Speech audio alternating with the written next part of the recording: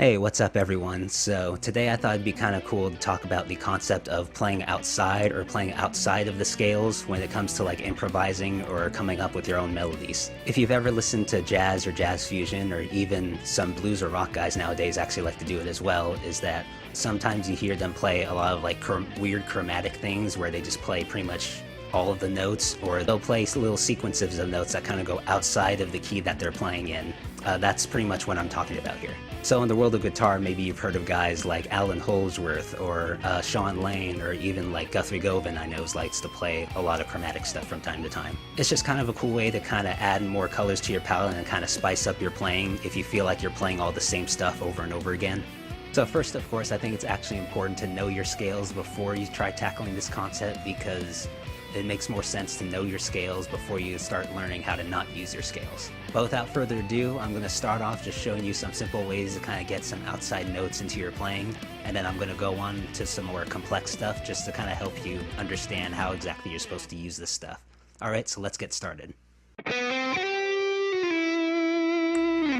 So the first thing I like to do when I was trying to get into this concept was, when I would run my scales, I would actually start filling in the gaps. So what I mean by that is, if we take like the A minor scale,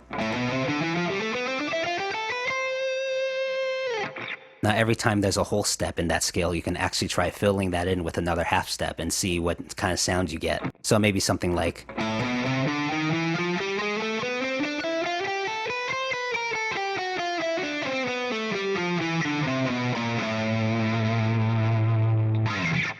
by doing that, you're getting your ear used to hearing these outside notes, but at the same time, you're not really going too far off from the main scale. It still sounds like A minor. You're just kind of adding extra notes in there. And that's really what you want to do when you're starting out doing this. You don't want to just hear an A minor chord and immediately start going like, just playing random notes. That doesn't sound good for anybody.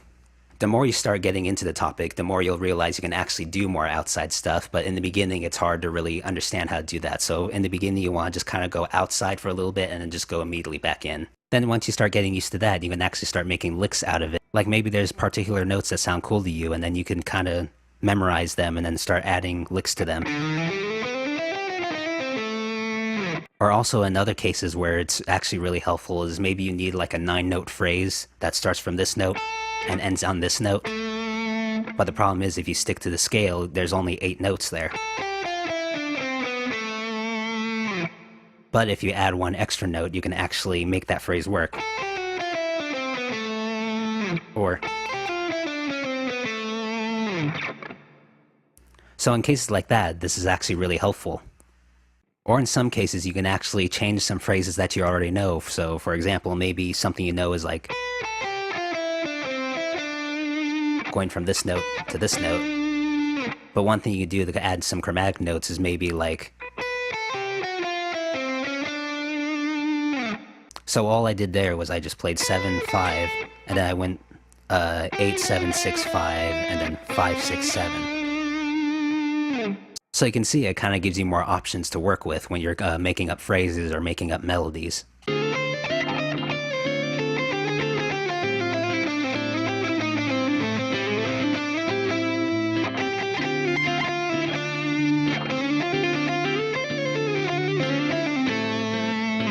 Now another really simple thing that you can do to start off with is play arpeggios. Let's take like a D minor arpeggio.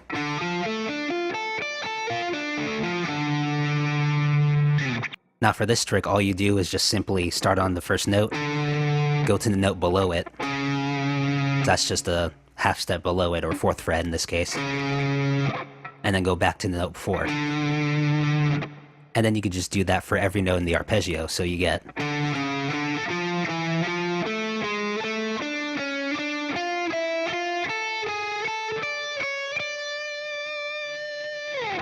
That's just another little trick that a lot of jazz players, or especially gypsy jazz players, like to use a lot.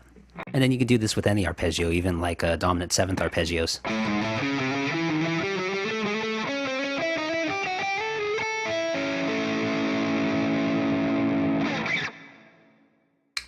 And it's just a neat little trick that you can do just to add some extra color into your playing.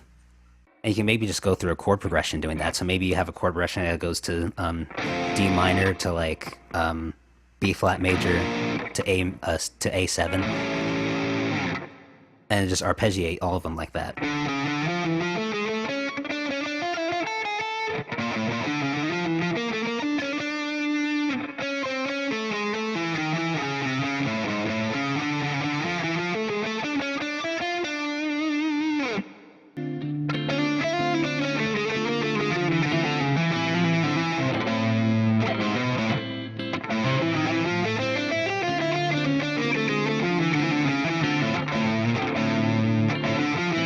So you can get a lot of ideas just out of those two concepts, but if we wanted to take it even further, what some players like to do is they just like to simply play outside. And what I mean by that is, let's say we're improvising in like A minor pentatonic.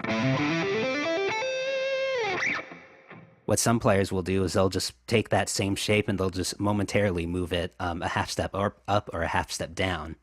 And what that does, that creates a little tension, and then you could just take it back to A minor pentatonic. So basically what you're doing is you're momentarily playing B flat minor pentatonic or A flat minor pentatonic over that A minor chord or whatever's being played in the background. So something like...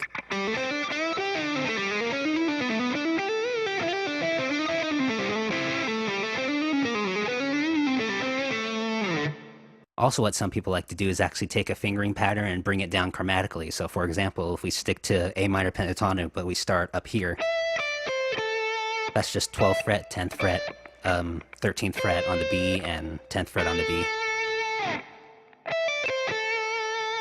If we take that same shape, you could just bring it down chromatically.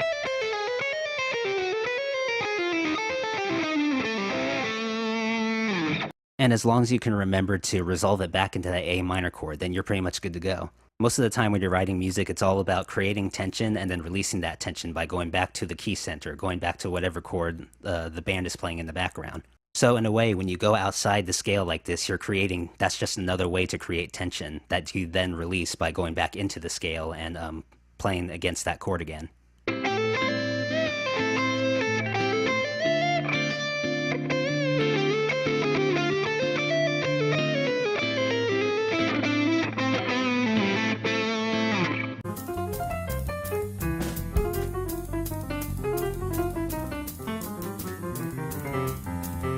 Now that concept of making up licks using these fingering patterns actually brings me to my next topic, which is what I like to call atonal passages or atonal patterns.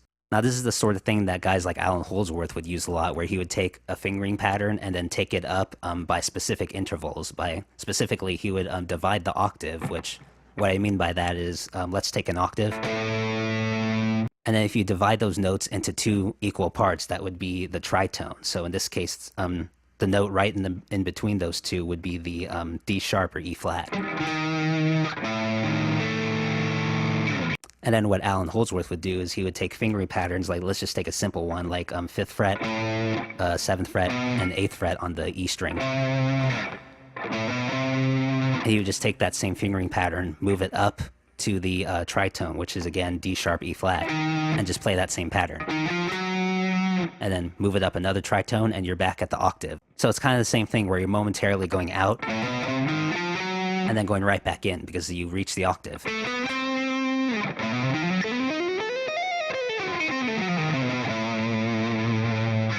We could also move that in major thirds, which would divide the octave into 3 parts. So in that case, if we take that same fingering pattern, and then move it up a major third, which in this case would be the 4th fret on the A string, move it up another major third, which would be 3rd fret on the D, and then move it up one more major third, and that would be the octave. So you get. Now, if you're a fan of the band Periphery, I know one of their guitarists, Misha Mansoor, was a really big fan of Allan Holdsworth, and you can actually hear it a lot in some of his songs, especially in the song Buttersnips. Now in the song Buttersnips, the very first lick is actually a really good example of this atonal patterns that I've been talking about. And it sounds something like this.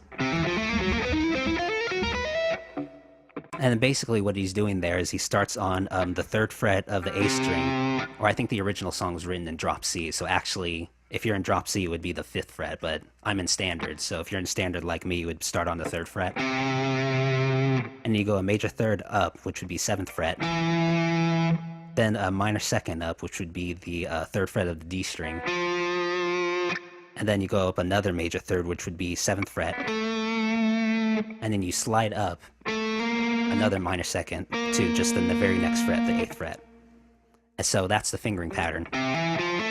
It's just a 5-note pattern. And then from there, you just play the same exact pattern a tritone higher. So the tritone away from C would be F sharp, or the 4th fret of the D string. So you just play that same pattern. And then from there, you've reached the octave. So you go to the next C, and then play the same thing. And then the same thing again. It's a very cool lick, and it is very Holdsworth inspired, and it's not even really following a scale. It's just a complete pattern that's just going up. So that really just goes to show what you can really get away with, depending on what kind of music you're trying to go for. Now, another guitarist who's known for doing weird tricks like this is Buckethead, and one example is a lot of times when I see him solo live, he likes to do that same fingering pattern technique.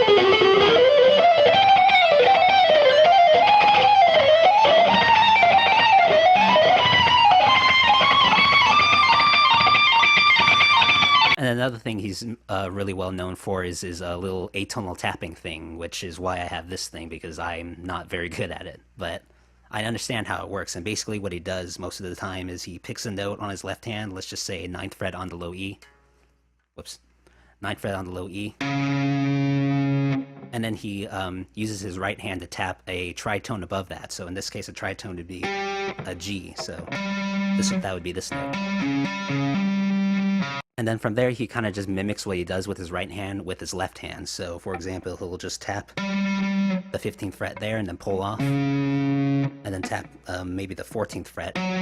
So you're basically just going to a fret down. And you go another fret down. And then maybe we go down to the A string and do the same thing. And then you get that kind of sound.